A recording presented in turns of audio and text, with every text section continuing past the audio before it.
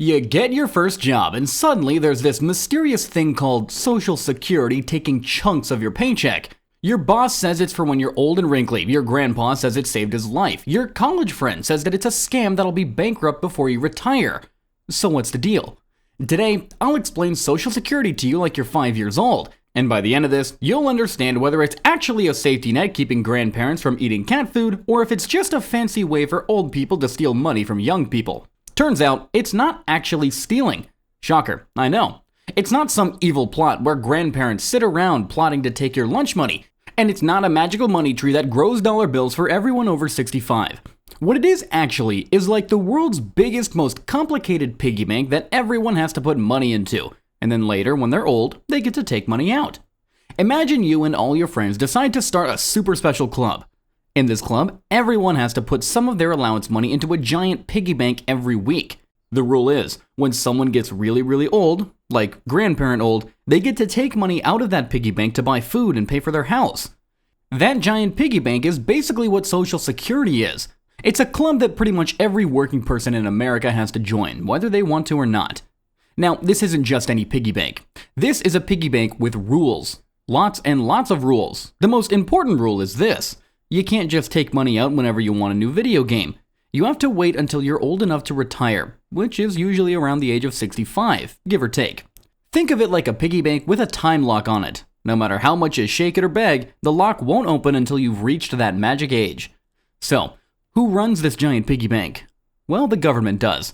Specifically, it's run by something called the Social Security Administration, which sounds very official and boring, doesn't it? These are the people whose job it is to collect everyone's money, keep track of who put in what, and then send checks to all the old people who are supposed to get money back. It's like having a really big accountant who keeps track of millions and millions of piggy bank contributions. But here's where it gets interesting, and maybe a little confusing. This isn't like a normal piggy bank where your money just sits there waiting for you. In a normal piggy bank, if you put in $5, the same $5 is there when you break it open. But Social Security doesn't work that way. When you put money into Social Security, that money doesn't just sit in a vault with your name on it. Instead, it goes right back out the door to pay the people who are old right now. Let me explain it this way. Imagine you're in a long line of people. Everyone in front of you is older than you, and everyone behind you is younger. The people at the very front of the line are the oldest. They're grandparents and great-grandparents. The people at the back of the line are the youngest. They're just starting their first jobs. Now here's the deal. Everyone in the middle and back of the line has to give money to the people at the front of the line. The people at the front take the money and use it to buy their groceries and pay their bills. Now, when those people at the front get too old or die, they leave the line, and everybody moves up a spot. Eventually, if you wait long enough, you'll be at the front of the line, and all the younger people behind you will be giving you money. This is called a pay-as-you-go system.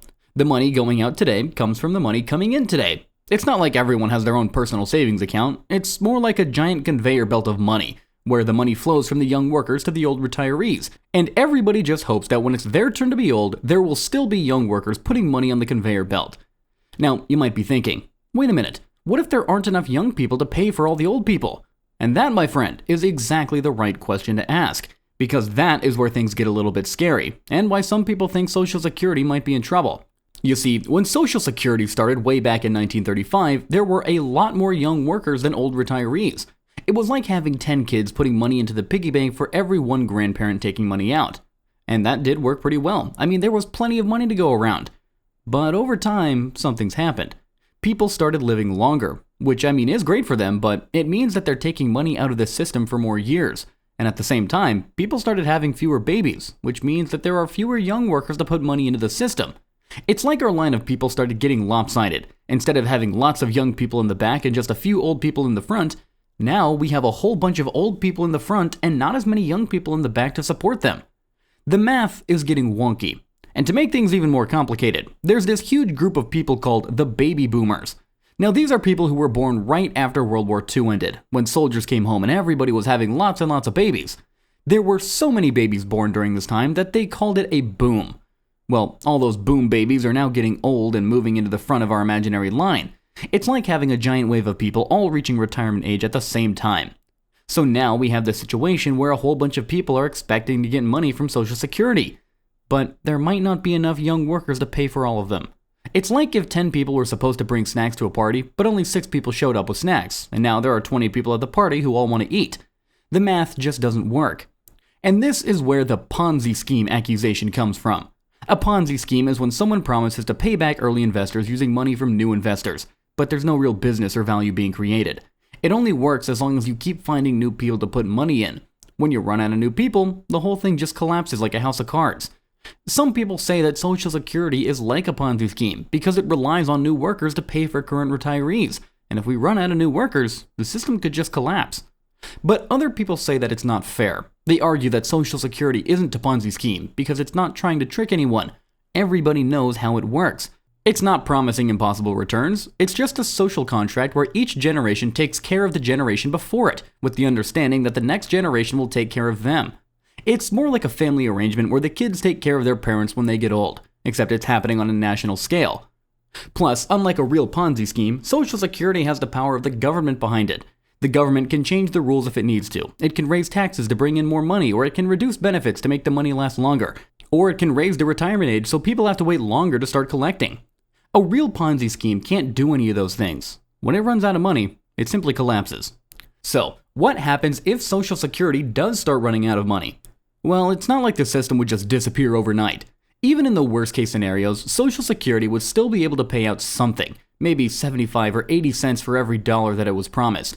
It's not great, but it's not like retirees would suddenly get nothing. The government has several options to fix the problem. They could raise the amount of money that workers have to pay into the system. Right now, you pay Social Security taxes on your first $160,200 of income each year. But anything that you earn above that is tax-free. They could raise that limit so rich people pay Social Security taxes or more of their income. They could also raise the retirement age so that people have to work longer before they can start collecting benefits. Or they could reduce the benefits that future retirees receive. None of these solutions are particularly popular, which is why politicians have been avoiding making tough decisions for years. I mean, nobody wants to be the person who tells workers that they have to pay more taxes, or tells future retirees that they'll get less money, or tells people that they have to work until they're 67 or 68 instead of 65. But eventually, somebody will have to make these decisions, because the math problems aren't going to solve themselves. Now, let's talk about what Social Security actually does for people, because it's not just about the money. For many older Americans, Social Security isn't just a nice bonus on top of their other retirement savings, it's their main source of income. About 40% of elderly Americans rely on Social Security for 90% or more of their income. For these people, Social Security isn't just a safety net, it's the thing that keeps them from being homeless or hungry. Before Social Security existed, being old and poor was a really, really bad situation. I mean, lots of elderly people had to live with their adult children, or they ended up in terrible conditions. Social Security changed that. It gave older people independency and dignity. It meant that even if you don't have kids to take care of you, or even if your kids couldn't afford to support you, you would still have some money to live on. Social Security also provides benefits to people who become disabled and can't work, and to the families of workers who die young. So it's not just about retirement, it's also about protecting people when bad things happen. It's kind of like insurance, except instead of protecting your car or your house, it protects your ability to have income when you can't work. But here's the thing that makes this whole debate so complicated. Different generations have very different experiences with Social Security. People who are retired now, or who are about to retire, paid into the system when there were lots of workers and not many retirees. They're getting a pretty good deal. I mean, they'll probably get more money back than they put in, especially when you account for inflation and the fact that their money grew over time. But younger workers today are looking at a very different situation. They're paying into a system that might not be able to pay them full benefits when they retire. They're supporting a huge wave of baby boomer retirees, and there might not be enough workers behind them to support them when it's their turn to retire. From their perspective, it might feel like they're paying for someone else's retirement party that they'll never get to attend. This generational tension is real, and it's part of why the Social Security debate gets so heated. Older people see it as a promise that society made to them, and they plan their retirements around that promise. Younger people see it as an unfair burden that's being placed on them to pay for benefits they might never receive. So, is Social Security a safety net or a Ponzi scheme? The honest answer is that it's a little bit of both, depending on your perspective and when you were born. For current retirees and people close to retirement, it's definitely a safety net. It's providing them with income that they need to survive, and it's fulfilling the promise that society made to them when they were working. For younger workers, especially those in their 20s and 30s though, it looks a lot more questionable. They're paying into a system that has serious financial problems, and there's no guarantee they'll ever get back what they're putting in. From their perspective, It might feel like they're being asked to support a system that won't be there for them. But here's the thing about calling it a Ponzi scheme. Ponzi schemes are designed to enrich the person running the scheme. Social Security isn't enriching anymore. It's a social program designed to help people. The government isn't getting rich off Social Security. If anything, Social Security is a political headache that politicians would much rather not deal with. The real question isn't whether Social Security is a scam, it's whether it's a sustainable way to take care of older people in our society. And that is a question that doesn't have any easy answer. It all depends on what we're willing to sacrifice, what changes we're willing to make, and just how we want to balance the needs of different generations. Maybe the solution is to think of Social Security not as a retirement account, but as what it was originally designed to be. A basic safety net that keeps older people from falling into poverty. If we think of it that way, then maybe it doesn't need to replace your entire income when you retire. Maybe it just needs to provide a foundation that you can build on with your own savings and other retirement plans. So, to recap for my 5-year-old brain trust, Social Security is like a giant piggy bank where everyone puts in money while they're working, and then takes out money when they're old.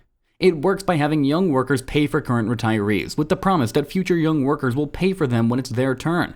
It's facing problems because there are more old people and fewer young workers than there used to be. And whether it's a safety net or a Ponzi scheme depends on your age, your perspective, and whether you think that the government will fix the problems before they get too bad. Either way, it's probably not going anywhere completely, so you might as well understand how it works. And you totally get it now, right?